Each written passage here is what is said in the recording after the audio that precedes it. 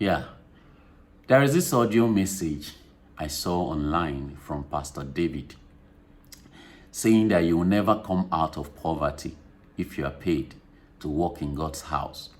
And he used the church drama as a point of reference. Now, there is something we need to understand. You know, whether you're a pastor, a prophet, a reverend, or gospel artist, you see, you are all servants and workers in God's vineyard. You know, and every worker deserves his or her wage.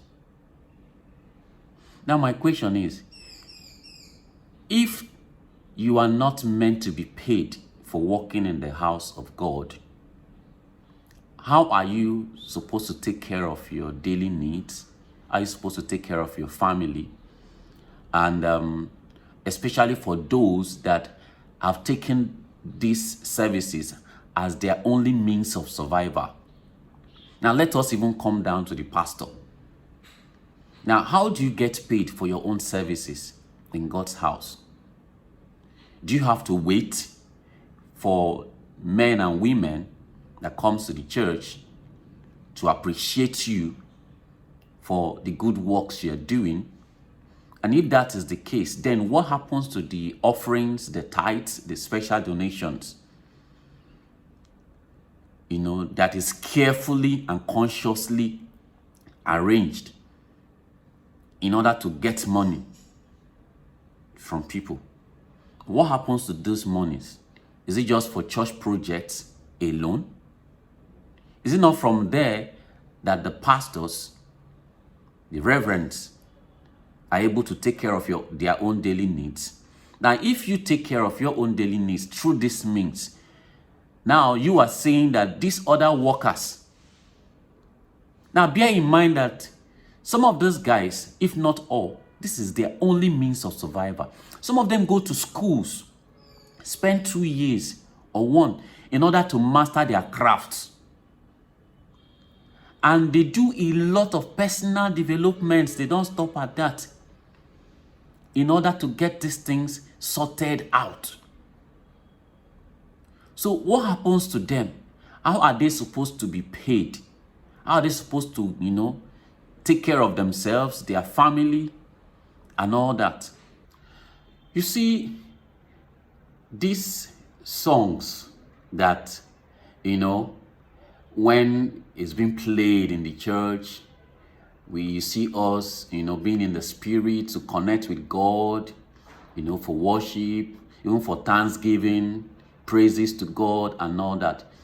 Before these guys master these songs to play it in the church, you know the process they go through. Now, most of them come to the church 2 or 3 times, including on Sundays, every week. Now, before they come to the church, they have to practice. First, they have to score these songs, and they have to practice them note for note or word for word. Now, they all gather together to practice, to get it to that, you know, sweet sound you hear, that when you hear, you are motivated, you know, you are in the spirit to worship or to thank God. Now, it doesn't come easy. Sometimes they spend 2 or 3 hours every day or more in order to practice and master these songs. So are you saying that after spending these hours every week, they should not be paid? Now, this is one of the reasons most of these guys leave the church and they go to other places in order to render their service, and they are paid. Some even go to the extent of, you know, working on their crafts that they become even bigger than the pastor where they left. Now, it's not about, there's nothing like you remain poor if you are paid for rendering service. They are only poor because they are not paid accordingly. If you pay them, they won't be poor.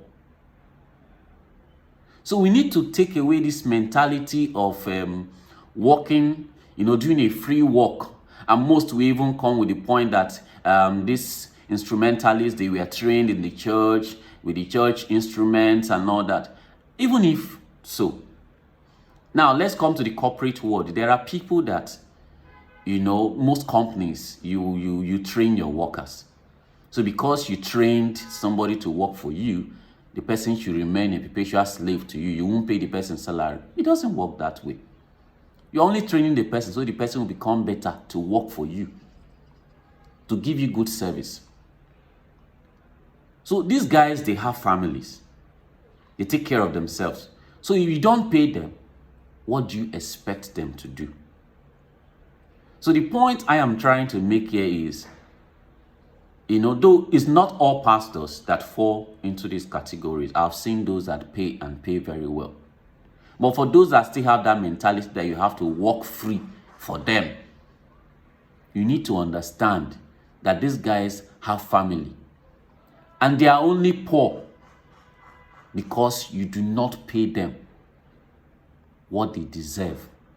Pay them and you see them thrive beyond that level that you feel they are. So please, Oga Pastor, don't keep all the offerings to yourself. The tithes, those special donations, don't keep it to yourself. Pay that man, that worker, pay him his money, pay him his wage, and God will even bless you more. God himself rewards every hard worker. So you work, you get paid. You as a pastor, you are working and you are being paid. You are paying yourself. So please pay others what is due to them. Thank you.